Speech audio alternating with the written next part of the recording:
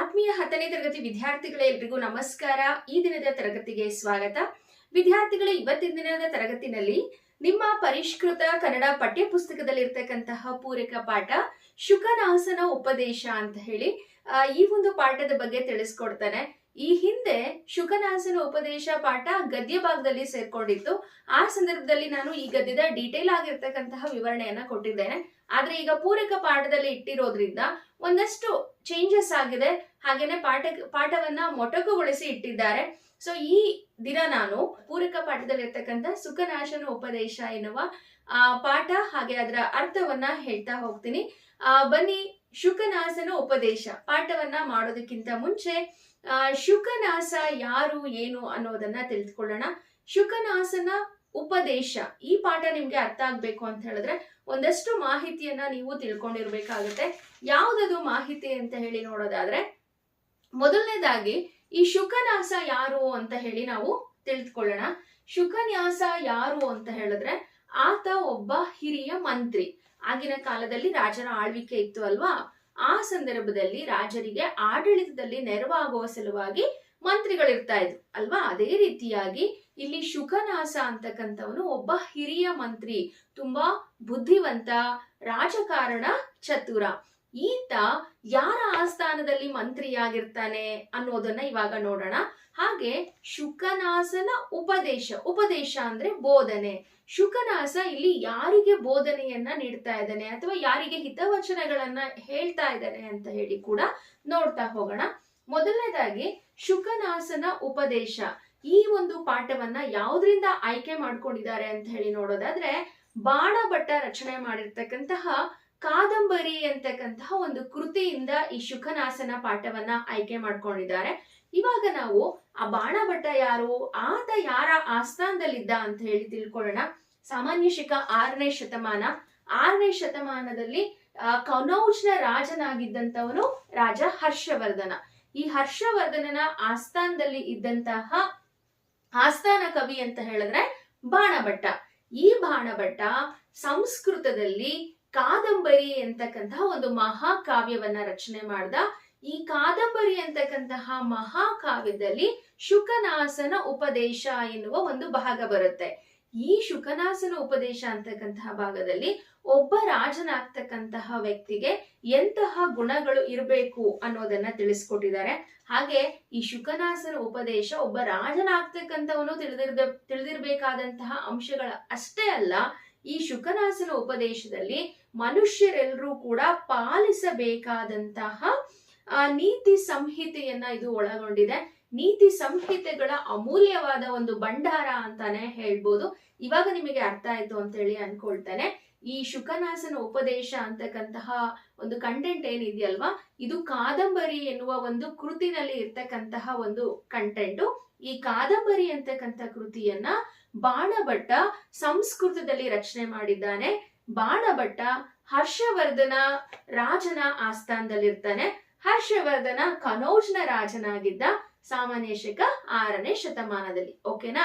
ಹಾಗಿದ್ರೆ ಈ ಶುಕನಾಸನ ಉಪದೇಶ ಪಾಠವನ್ನ ಬರೆದಿರ್ತಕ್ಕಂಥ ಲೇಖಕರ ಹೆಸರು ಡಾಕ್ಟರ್ ಬನ್ನಂಜೆ ಗೋವಿಂದಾಚಾರ್ಯ. ಅಂದ್ರೆ ಏನು, ಇಲ್ಲಿ ಬಾಣಭಟ್ಟ ಸಂಸ್ಕೃತದಲ್ಲಿ ರಚನೆ ಮಾಡಿದ್ದಾರಲ್ವಾ ಕಾದಂಬರಿ ಅಂತಕ್ಕಂಥ ಕಾವ್ಯವನ್ನ ಅಥವಾ ಶುಕನಾಸನ ಉಪದೇಶವನ್ನ, ಅದನ್ನ ಕನ್ನಡಕ್ಕೆ ಅನುವಾದ ಮಾಡಿರ್ತಕ್ಕಂಥದ್ದು ಯಾರು? ಡಾಕ್ಟರ್ ಬನ್ನಂಜೆ ಗೋವಿಂದಾಚಾರ್ಯ. ಓಕೆನಾ? ಶುಕನಾಸ ಯಾರು ಅಂತ ಹೇಳಿ ಗೊತ್ತಾಯ್ತು, ಆತ ಒಬ್ಬ ಹಿರಿಯ ಮಂತ್ರಿ. ನಂತರ ಇಲ್ಲಿ ಪಾಠದ ಶೀರ್ಷಿಕೆ ನೋಡಿ, ಶುಕನಾಸನ ಉಪದೇಶ.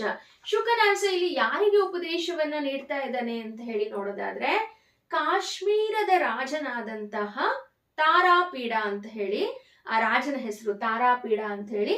ಈ ತಾರಾಪೀಡನ ಹಿರಿಯ ಮಂತ್ರಿಯೇ ಶುಕನಾಸ. ಈ ಶುಕನಾಸ ಮಹಾಪ್ರಾಜ್ಞ, ವಿವೇಕಿ, ಸಮರ್ಥ ಆಡಳಿತಗಾರ, ರಾಜತಂತ್ರ ನಿಪುಣ ಮತ್ತೆ ಮುತ್ಸದಿ. ತುಂಬಾ ಅತ್ಯಮೂಲ್ಯವಾದಂತಹ ಗುಣಗಳನ್ನ ಈ ಶುಕನಾಸ ಹೊಂದಿರ್ತಾನೆ. ಕಾಶ್ಮೀರದ ರಾಜನಾದಂತಹ ತಾರಾಪೀಡನ ಆಸ್ಥಾನದಲ್ಲಿ ಹಿರಿಯ ಮಂತ್ರಿಯಾಗಿ ಕಾರ್ಯವನ್ನ ನಿರ್ವಹಿಸ್ತಿರ್ತಾನೆ. ಇನ್ನ ಈ ತಾರಾಪೀಡನಿಗೆ ಒಬ್ಬ ಮಗ ಇರ್ತಾನೆ. ಈತನ ಮಗನ ಹೆಸರೇ ಚಂದ್ರಾಪೀಡ ಅಂತ ಹೇಳಿ. ಇಲ್ಲಿ ತಾರಾಪೀಡ ಏನಂತ ಹೇಳಿ ನಿರ್ಧಾರ ಮಾಡ್ತಾನೆ ಅಂತ ಹೇಳಿದ್ರೆ, ತನ್ನ ಮಗನಾದಂತಹ ಚಂದ್ರಪೀಡನಿಗೆ ಯುವರಾಜ ಪಟ್ಟವನ್ನ ಕಟ್ಟಬೇಕು ಅಂತ ಹೇಳಿ ನಿರ್ಧಾರವನ್ನ ಮಾಡ್ತಾನೆ. ಅಂತೆಯೇ ಆ ಒಂದು ಪಟ್ಟಾಭಿಷೇಕಕ್ಕೆ ಏನೆಲ್ಲ ಸಿದ್ಧತೆಗಳು ಬೇಕೋ ಆ ಎಲ್ಲಾ ಸಿದ್ಧತೆಗಳನ್ನ ರಾಜ ಮಾಡ್ತಾ ಇರ್ತಾನೆ.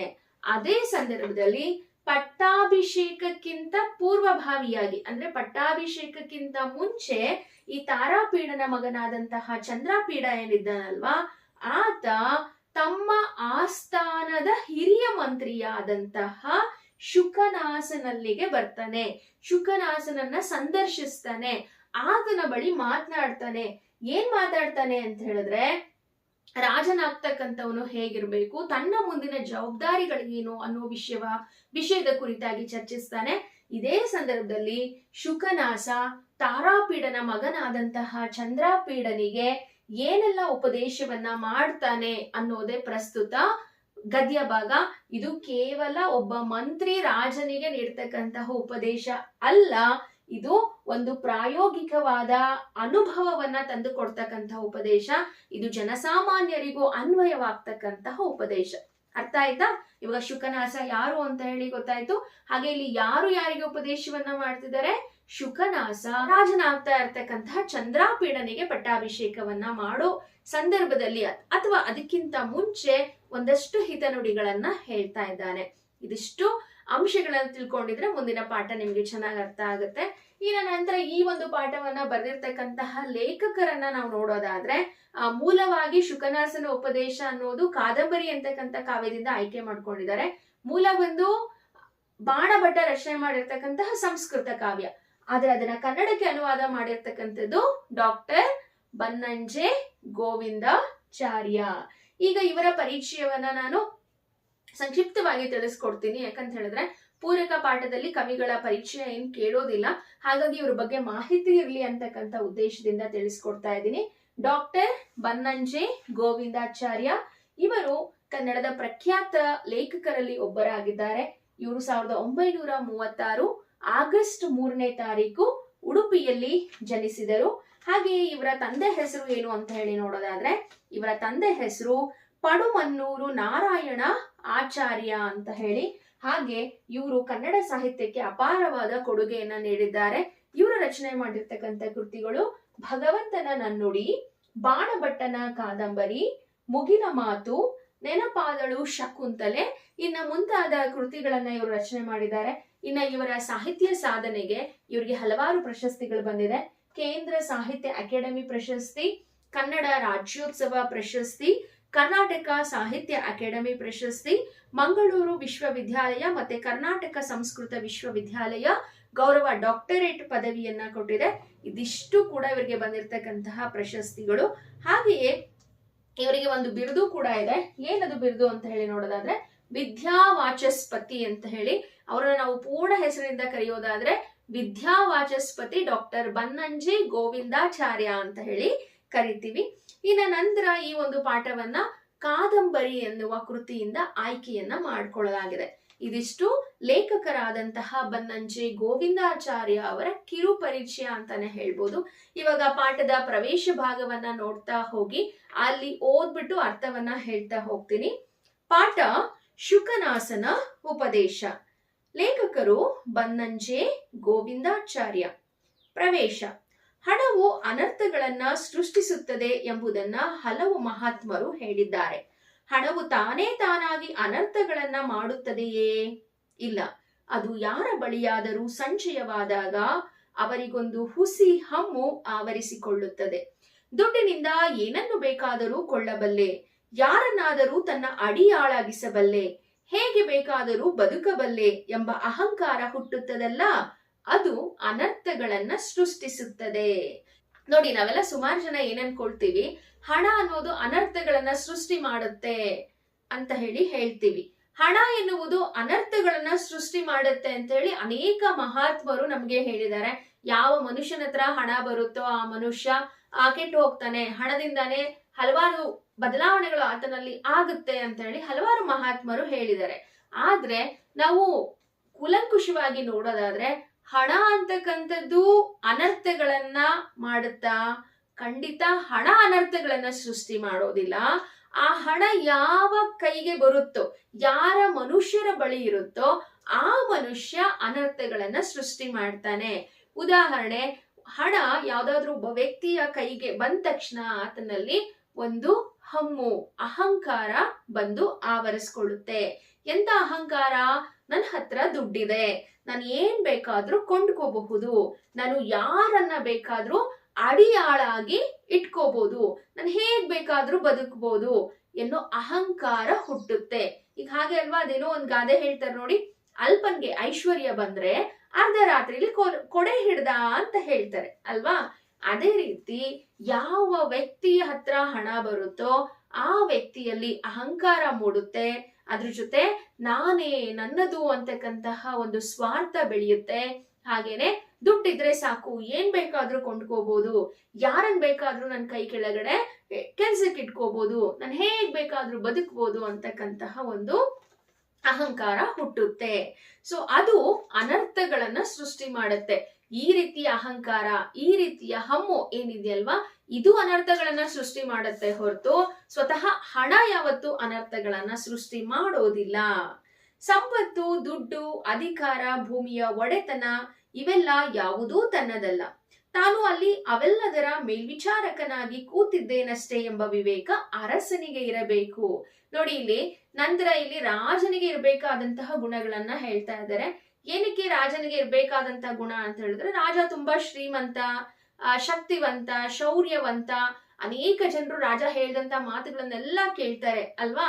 ಒಬ್ಬ ರಾಜನಾದಂತವನು, ಆತನ ಹತ್ರ ಇರ್ತಕ್ಕಂಥ ಸಂಪತ್ತಾಗಿರ್ಬೋದು, ದುಡ್ಡಾಗಿರ್ಬೋದು, ಅಧಿಕಾರ ಆಗಿರ್ಬೋದು, ಆ ಭೂಮಿಯ ಮೇಲಿನ ಒಡೆತನ ಆಗಿರ್ಬೋದು, ಇದ್ಯಾವುದು ನಂದಲ್ಲ, ಇದು ಪ್ರಜೆಗಳು ಹಾಕಿದಂತಹ ಭಿಕ್ಷೆ ಅನ್ಕೊಂಡು ಆತ ಇರ್ಬೇಕಾಗುತ್ತೆ. ಹಾಗೆ ನಾನು ಅದನ್ನೆಲ್ಲ ನೋಡ್ಕೊಳ್ತಕ್ಕಂತಹ ಒಬ್ಬ ಮೇಲ್ವಿಚಾರಕ ಅಷ್ಟೇ ಅಂತಕ್ಕಂಥದ್ದು ರಾಜನ ಮನಸ್ಸಿನಲ್ಲಿ ಇರ್ಬೇಕು. ಅದನ್ ಬಿಟ್ಟು ಇಲ್ಲಿರ್ತಕ್ಕಂಥದ್ದೆಲ್ಲ ನಂದೇ, ನಾನೇ ರಾಜ ಅಂತ ಹೇಳಿದ್ರೆ ಅದು ಸರ್ವಾಧಿಕಾರದ ಆಡಳಿತ ಆಗುತ್ತೆ. ರಾಜನಿಗೆ ಎಂತಹ ವಿವೇಕ ಇರಬೇಕು? ಈ ಸಂಪತ್ತು, ದುಡ್ಡು, ಹಣ, ಭೂಮಿಯ ಒಡೆತನ ಇದನ್ನೆಲ್ಲ ನೋಡ್ಕೊಳ್ಳೋದಕ್ಕೆ ನಾನೊಬ್ಬ ಮೇಲ್ವಿಚಾರಕ ಅಷ್ಟೇ ಅಂತಕ್ಕಂತಹ ಭಾವನೆ ರಾಜನಿಗೆ ಇರಬೇಕು. ಹಾಗೆ ಈ ರೀತಿ ರಾಜನ ಕೆಲಸ ಏನು, ರಾಜನ ಕರ್ತವ್ಯ ಏನು ಅಂತ ಹೇಳಿ ಬುದ್ಧಿವಾದ ಹೇಳೋದಕ್ಕೆ ಆತನ ಆಸ್ಥಾನದಲ್ಲಿ ಒಬ್ಬ ಹಿರಿಯ ಮಂತ್ರಿ ಕೂಡ ಇರಬೇಕು.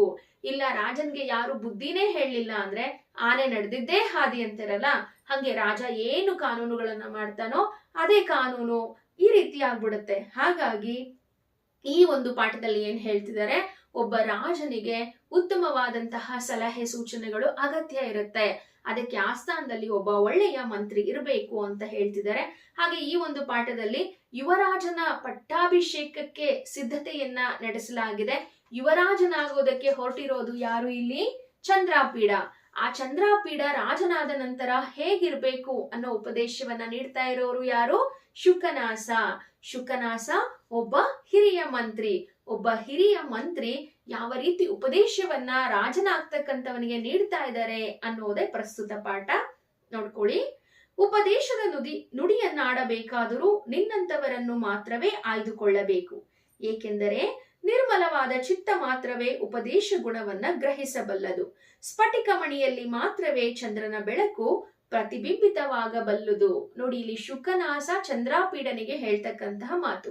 ಈಗ ನಾವು ಯಾರಿಗಾದ್ರೂ ಏನಾದ್ರೂ ಉಪದೇಶ ಕೊಡ್ತಿದೀವಿ ಅಂತ ಹೇಳಿ ಅನ್ಕೊಳ್ಳಿ, ಆ ವ್ಯಕ್ತಿ ನಿಜವಾಗ್ಲೂ ಆ ಉಪದೇಶವನ್ನ ಕೇಳಿಸ್ಕೊಂಡಾಗಷ್ಟೇ ಆ ಒಂದು ಉಪದೇಶಕ್ಕೆ ಅರ್ಥ ಇರುತ್ತೆ.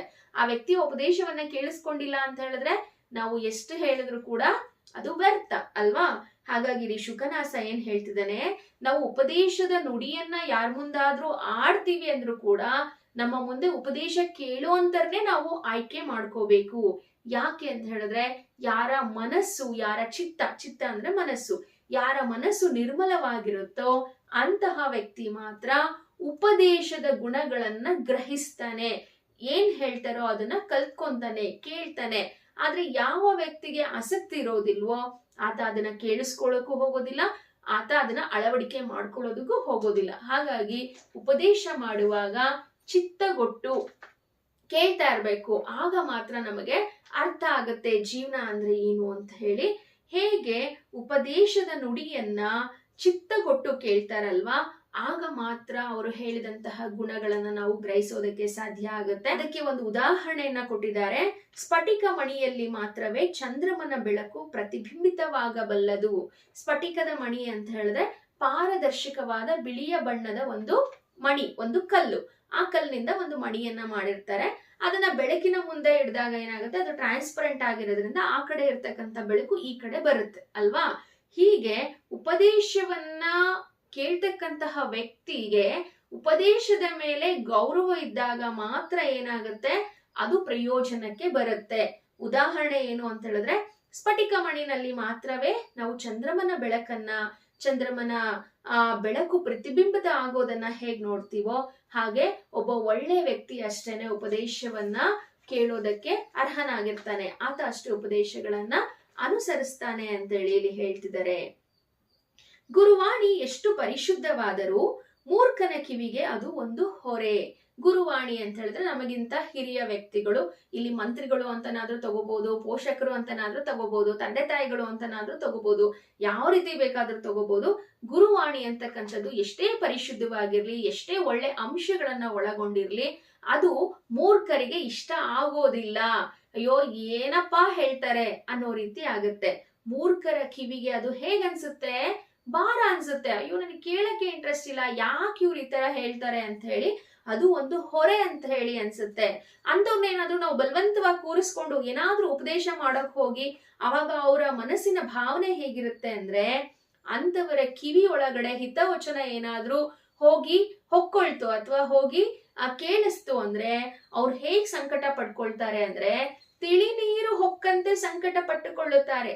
ಈಗ ಸ್ನಾನ ಮಾಡಿ ಆಚೆ ಬಂದಾಗ ಕಿವಿ ಒಳಗಡೆ ನೀರ್ ಹೋಯ್ತು ಅಂದಾಗ ನಮ್ಗೆ ಆ ನೀರನ್ನ ಯಾವಾಗ ಆಚೆ ತೆಗಿತೀವೋ ಅನ್ಸ್ತಿರುತ್ತೆ. ಅಲ್ಲಿ ತನಕ ನಮ್ಗೆ ಸಮಾಧಾನನೇ ಇರಲ್ಲ, ತಲೆ ಎಲ್ಲ ದಿಮ್ಮ ಅಂತಿರುತ್ತೆ ಅಲ್ವಾ. ಅದೇ ರೀತಿ ಯಾರಾದ್ರೂ ಮೂರ್ಖರಿಗೆ ಉಪದೇಶವನ್ನ ಹೇಳಿದ್ರೆ ಅವರಿಗೆ ಹೇಗಿರುತ್ತೆ, ಕಿವಿಯ ಒಳಗಡೆ ತಿಳಿ ನೀರನ್ನ ಹಾಕದ ಹಾಗಿರುತ್ತೆ. ತುಂಬಾ ಸಂಕಟವನ್ನ ಪಟ್ಕೊಳ್ತಾರೆ, ಅವರಿಗೆ ಅದನ್ನ ಕೇಳೋದಕ್ಕೆ ಇಷ್ಟನೇ ಇರೋದಿಲ್ಲ.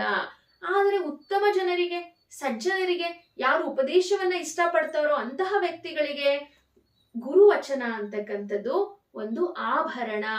ಈ ಒಂದು ಉಪದೇಶ ಅಂತಕ್ಕಂಥದ್ದು ಸಜ್ಜನರಿಗೆ ಕಿವಿಗೆ ಆಭರಣ. ಈಗ ಖಾಲಿ ಕಿವಿ ಇದ್ದಾಗ ನೋಡೋದಕ್ಕೆ ಚೆನ್ನಾಗಿ ಕಾಣಿಸಲ್ಲ, ಅದೇ ಕಿವಿಗೆ ಚೆನ್ನಾಗಿರೋ ಒಂದು ಆಭರಣವನ್ನ ಹಾಕೊಂಡಾಗ ಕಿವಿ ಹೇಗ್ ಚೆನ್ನಾಗಿ ಕಾಣಿಸುತ್ತಲ್ವಾ. ಹಾಗೆ ಉತ್ತಮವಾದಂತಹ ಸಜ್ಜನ ವ್ಯಕ್ತಿಗಳಿಗೆ ಉಪದೇಶ ಅಂತಕ್ಕಂಥದ್ದು ಕಿವಿಗೆ ಒಂದು ರೀತಿಯ ಆಭರಣ ಇದ್ದಂಗೆ. ಅವರ ಶ್ರೀಮುಖ ಇನ್ನಷ್ಟು ಶ್ರೀಮಂತವಾಗುತ್ತದೆ. ಶ್ರೀಮುಖ ಅಂದ್ರೆ ಲಕ್ಷಣವಾದ ಮುಖ. ಯಾರು ಗಮನ ಕೊಟ್ಟು ಚಿತ್ತ ಕೊಟ್ಟು ಉಪದೇಶವನ್ನ ಕೇಳ್ತಾರೋ ಆ ಉಪದೇಶವನ್ನ ಕೇಳಿದಾಗ ಮೊದಲೇ ಲಕ್ಷಣವಾಗಿರ್ತಕ್ಕಂತಹ ಮುಖ ಇನ್ನಷ್ಟು ಲಕ್ಷಣವಾಗುತ್ತೆ, ಕಳೆಯಿಂದ ಕೂಡಿರುತ್ತೆ. ಉಪದೇಶದ ಮಹತ್ವ ಏನು ಹಾಗಿದ್ರೆ ಅಂತ ಹೇಳಿ ನೋಡೋದಾದ್ರೆ, ಮುಸ್ಸಂಜೆಯ ಚಂದ್ರ ಕತ್ತಲನ್ನ ಕಳೆವಂತೆ ಬಗೆಯ ಕೊಳೆಯನ್ನೆಲ್ಲ ಹಿತವಚನ ತೊಳೆದು ಬಿಡುತ್ತದೆ. ಮುಸ್ಸಂಜೆಯ ಚಂದ್ರ ಅಂದ್ರೆ ಸಂಜೆ ಹೊತ್ತು 6 ಗಂಟೆ ಮೇಲೆ ಏನು ನಮ್ಗೆ ಚಂದ್ರ ಮೂಡ್ತಾನಲ್ವಾ ಆಕಾಶದಲ್ಲಿ, ಆ ಚಂದ್ರ ಬಂದು ಕತ್ತಲೆಯನ್ನ ಕಳೀತಾನೆ, ನಮ್ಗೆ ಆವಾಗ ಬೆಳಕು ಬರುತ್ತೆ ಅಲ್ವಾ. ಅದೇ ರೀತಿ ಹಿತವಚನ ನಮ್ಮ ಬಗೆಯಲ್ಲಿರ್ತಕ್ಕಂಥ, ಬಗೆ ಅಂದ್ರೆ ಮನಸ್ಸು, ನಮ್ಮ ಮನಸ್ಸಿನಲ್ಲಿರ್ತಕ್ಕಂತಹ ಕೊಳೆಯನ್ನೆಲ್ಲ ತೊಳೆದು ಬಿಡುತ್ತೆ, ನಮ್ಮ ಮನಸ್ಸನ್ನ ಪರಿವರ್ತನೆ ಮಾಡ್ಬಿಡುತ್ತೆ. ಆಗ ನಮ್ಮ ಜೀವನದಲ್ಲಿ ಪರಿವರ್ತನೆ ಆಗುತ್ತೆ. ನಮ್ಮ ಜೀವನದಲ್ಲಿ ಸಂಯಮ, ಪಕ್ವತೆ, ಶಾಂತಿ ಕಾಣಿಸಿಕೊಳ್ಳುತ್ತದೆ. ಈ ರೀತಿ ಉಪದೇಶ ಅಂತಕ್ಕಂಥದ್ದು ಸಜ್ಜನರಿಗೆ ಒಂದು ಆಭರಣ ಇದ್ದ ಹಾಗೆ. ಕುಲ ಎಷ್ಟು ಉನ್ನತವಾದರೇನು, ಎಷ್ಟು ಓದಿದರೇನು, ಮೂರ್ಖನ ದೌರ್ಜನ್ಯಕ್ಕೆ ಯಾವುದೂ ಮದ್ದಲ್ಲ. ನಾನು ಎಷ್ಟೇ ಶ್ರೇಷ್ಠ ಕುಲದಲ್ಲಿ ಹುಟ್ಟಿರ್ಲಿ, ನಾನು ಎಷ್ಟೇ ಶ್ರೀಮಂತನಾಗಿರ್ಲಿ, ನಾನು ಎಷ್ಟೇ ಓದಿರ್ಲಿ, ಆದ್ರೆ ಮೂರ್ಖನ ದೌರ್ಜನ್ಯಕ್ಕೆ ಯಾವುದು ಕೂಡ ಮದ್ದಿಲ್ಲ. ಆತ ಮೂರ್ಖ, ಆತ ಏನ್ ಹೇಳಿದ್ರು ಕೂಡ ಅವನಿಗೆ ಅರ್ಥ ಆಗೋದೇ ಇಲ್ಲ. ಉದಾಹರಣೆ, ಚಂದನದ ಕೊರಡಿಗೆ ಬಿದ್ದ ಬೆಂಕಿಯು ಸುಟ್ಟೇ ಸುಡುತ್ತದೆ. ಚಂದನ ಆದ್ರೆ ಶ್ರೀಗಂಧ. ಶ್ರೀಗಂಧ ಒಂದು ಮರದ ತುಂಡು. ಆ ಶ್ರೀಗಂಧದ ತುಂಡನ್ನ ನಾವು ಹಲವಾರು ಉಪಯೋಗಕ್ಕೆ ಬಳಸ್ತೀವಿ. ಅದರಲ್ಲಿ ಅಗರಬತ್ತಿಯನ್ನ ಮಾಡ್ತೀವಿ, ಹಾಗೆ ಸುಗಂಧ ದ್ರವ್ಯವಾಗಿ ಉಪಯೋಗಿಸ್ತೀವಿ ಅಲ್ವಾ. ಹಾಗೆ ಶ್ರೀಗಂಧವನ್ನ ತೆಗೆದು ದೇವರಿಗೆ ಹಚ್ತೀವಿ. ಈ ರೀತಿ ಅದು ಒಂದು ಮರದ ತುಂಡು. ಆ ಮರದ ತುಂಡನ್ನ ನಾವು ಅನೇಕ ಕೆಲಸಗಳಿಗೆ ಉಪಯೋಗಿಸ್ತೀವಿ. ಅದು ಅನೇಕ ಕೆಲಸಗಳಿಗೆ ಉಪಯೋಗಿಸಿ ಶ್ರೇಷ್ಠವಾದಂತಹ ಕಟ್ಟಿಗೆ ಅಂತ ಅನ್ನಿಸ್ಕೊಂಡ್ರು ಕೂಡ ಅಂತಹ ಚಂದನಕ್ಕೂ ಕೂಡ ಬೆಂಕಿ ತಟ್ಟಿದ್ರೆ ಏನಾಗುತ್ತೆ, ಅದು ಸುಟ್ಟು ಹೋಗಿ ಹೋಗುತ್ತೆ. ನೀರು ಬಿದ್ದಾಗ ಬೆಂಕಿ ನಂದುವುದು ಸಹಜ. ಅದೇ ಆ ಉರಿತಾ ಇರ್ತಕ್ಕಂತಹ ಚಂದನದ ಕಟ್ಟಿಗೆಯ ಮೇಲೆ ನಾವು ನೀರನ್ನ ಹಾಕಿದಾಗ ಏನಾಗುತ್ತೆ? ಬೆಂಕಿ ಆರಿ ಹೋಗುತ್ತೆ, ನಂದಿ ಹೋಗುತ್ತೆ. ಆದ್ರೆ ಒಡಲಾಗ್ನಿ ಅಂತ ಹೇಳಿದ್ರೆ ಸಮುದ್ರದ ಒಳಗೆ ಉರಿತಕ್ಕಂತಹ ಬೆಂಕಿ, ಜ್ವಾಲಾಮುಖಿ, ಅದು ಕಡಲಿನ ಒಳಗೇನೆ ಹುಟ್ಕೊಂಡಿರುತ್ತೆ ಅಲ್ವಾ? ಆ ಕಡಲ ಮೇಲೆ ನೀರಿದ್ರು ಕೂಡ ಆ ಬೆಂಕಿ ಆರು ಹೋಗೋದಿಲ್ಲ, ಅದು ಒಳಗೇನೆ ಬುಗಿಲಂತ ಇರುತ್ತೆ. ಬುಗಿಲು ಅಂತ ಹೇಳಿದ್ರೆ ಆ ಪ್ರಜ್ವಲವಾಗಿ ಬೆಳಗ್ತಿರುತ್ತೆ, ಕಣ್ಣು ಕೋರೈಸ್ತಕ್ಕಂತಹ ಬೆಳಕನ್ನ ಅದು ಹೊಂದಿರುತ್ತೆ. ಇದು ಮೂರ್ಖರ ಪ್ರಕೃತಿಗೆ ಒಂದು ಉದಾಹರಣೆ. ಮೂರ್ಖರು ಹೇಗಿರ್ತಾರೆ ಅನ್ನೋದಕ್ಕೆ ಒಂದು ಉದಾಹರಣೆ. ಇನ್ನ ಗುರುಪದೇಶದ ಮಹತ್ವ ಅಂದ್ರೆ ಏನು ಅಂತ ಹೇಳಿದ್ರೆ, ಗುರುಪದೇಶ ಅಂತಕ್ಕಂಥದ್ದು ಜನರ ಒಳಗಿನ ಹಾಗೆ ಹೊರಗಿನ ಕೊಳೆಗಳನ್ನ ತೊಳೆದು ಬಿಡ್ತಕ್ಕಂತಹ ನೀರಿಲ್ಲದ ಮೀಹ. ಮೀಹ ಅಂದ್ರೆ ಸ್ನಾನ. ನಾವು ಸಾಮಾನ್ಯವಾಗಿ ಸ್ನಾನ ಮಾಡ್ಬೇಕು ಅಂದ್ರೆ ನಮ್ಗೆ ಏನ್ ಬೇಕು? ನೀರ್ ಬೇಕು. ನಾವು ನೀರಿನಲ್ಲಿ ಸ್ನಾನ ಮಾಡಿದಾಗ ನಮ್ಮ ದೇಹ ಶುಚಿಯಾಗುತ್ತೆ. ಆದ್ರೆ ನಮ್ಮ ಆಂತರಿಕ ಮತ್ತು ಬಾಹ್ಯ ಮನಸ್ಸು ಎರಡೂ ಕೂಡ ಶುಭ್ರವಾಗಿರ್ಬೇಕು ಅಂತ ಹೇಳಿದ್ರೆ ಗುರುವಿನ ಉಪದೇಶ ಅಂತಕ್ಕಂಥದ್ದು ತುಂಬಾ ಮುಖ್ಯ.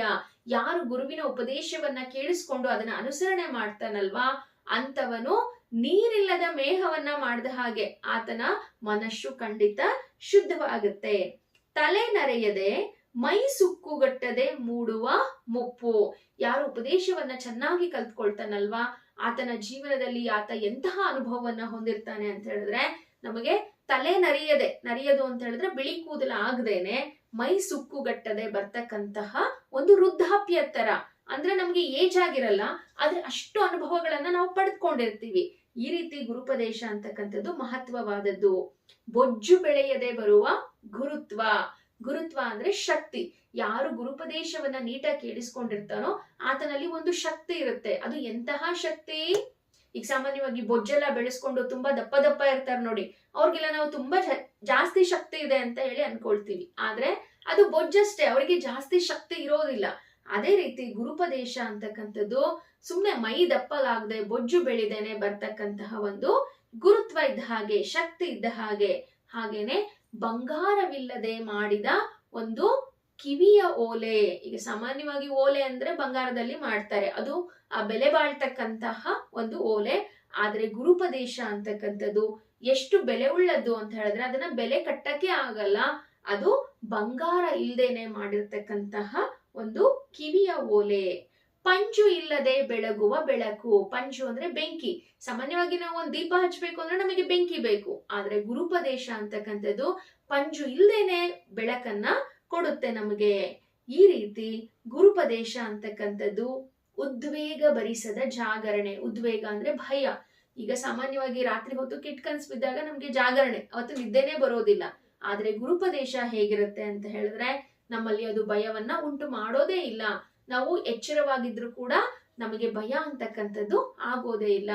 ಈ ರೀತಿ ಗುರುಪದೇಶದ ಮಹತ್ವವನ್ನ ಇಲ್ಲಿ ಹೇಳಿದ್ದಾರೆ.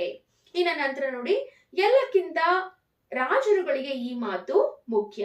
ಅವರಿಗೆ ಉಪದೇಶಿಸುವವರೇ ಕಮ್ಮಿ.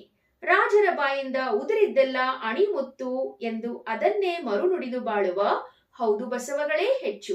ರಾಜತ್ವವನ್ನ ಕಂಡು ಹೆದರಿ ಸಾಯುವ ಮಂದಿ ಇನ್ನೇನು ಮಾಡಿ ಯಾರು? ಈ ಉಪದೇಶ ಅಂತಕ್ಕಂಥದ್ದು ಬೇಕಾಗಿರೋದು ಸಾಮಾನ್ಯ ಜನರಿಗಿಂತ ಹೆಚ್ಚಾಗಿ ಯಾರಿಗೆ? ರಾಜರಿಗೆ ಬೇಕು. ಏನಕ್ಕೆ ಅಂತ ಹೇಳಿದ್ರೆ ಸಾಮಾನ್ಯವಾಗಿ ರಾಜರುಗಳಿಗೆ ಉಪದೇಶ ನೀಡೋರೇ ಕಮ್ಮಿ. ಏನು ಅವ್ರ ಆಸ್ಥಾನದ ಗುರುಗಳು ಇವ್ರು ಮಾತ್ರ ಅವರಿಗೆ ಏನಾದ್ರೂ ಹೇಳ್ಬೋದು, ಉಪದೇಶವನ್ನ ನೀಡ್ಬೋದು. ಆದ್ರೆ ಕೆಲವು ಜನ ಹೇಗಿರ್ತಾರೆ ಅಂದ್ರೆ ರಾಜರ ಬಾಯಿಂದ ಹೇಳಿದ್ದೆಲ್ಲ ಅಣಿಮುತ್ತಿದ್ದಂಗೆ. ರಾಜ ಏನ್ ಹೇಳಿದ್ರು ಕೂಡ ಸತ್ಯ ಆಗಿರುತ್ತೆ, ರಾಜನ ಮಾತೆ ಕೊನೆ, ಈ ರೀತಿ ಅಂತ ಹೇಳಿ ರಾಜನನ್ನ ತುಂಬಾ ನಂಬಿಟ್ಟಿರ್ತಾರೆ.